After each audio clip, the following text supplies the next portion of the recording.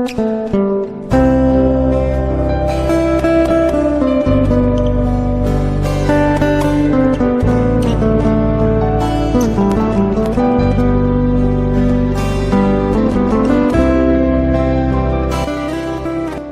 Hutama Karya menerapkan sebuah inovasi untuk memberikan kualitas jalan yang kuat dan tangguh untuk proyek Jalan Tol Trans Sumatera (JTTS) ruas Padang Pekanbaru seksi Padang Sicincin, yakni dengan menerapkan metode Full Displacement Column (FDC). Manajer Pengendali dan Pelaksana Proyek PT Hutama Karya Berlin Tampu Bolon mengatakan alasan diterapkannya FDC itu mengingat adanya sejumlah titik jalan yang memiliki kondisi tanah yang lunak, serta kondisi alam sumber yang berada di antara pertemuan dua lempeng benua besar dan patahan semangko, sehingga sumber menjadi daerah berpotensi rawan terjadi gempa.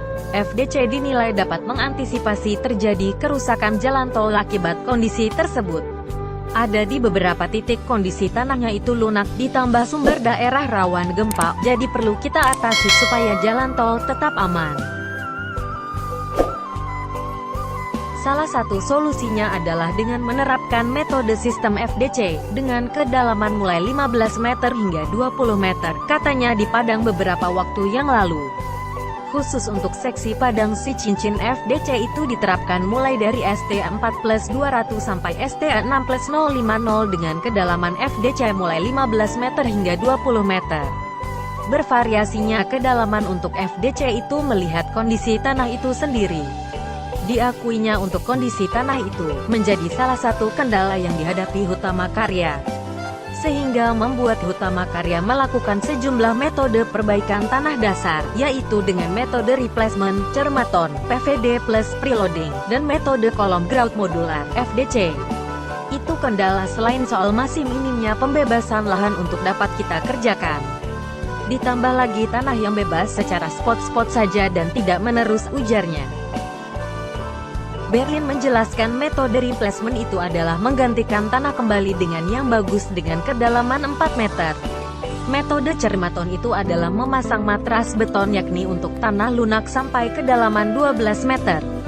Selanjutnya metode PVD plus preloading atau pembebanan, artinya untuk tanah lunak sampai kedalaman 12 meter, di mana hal ini lebih efisien daripada metode cermaton.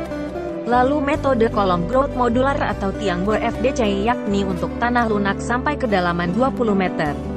Kita berharap adanya metode itu dapat memberikan kondisi jalan yang kuat dan tangguh, dan ini sebuah inovasi dari Hutama Karya juga dalam hal menghadirkan pengerjaan yang berkualitas, jelas dia.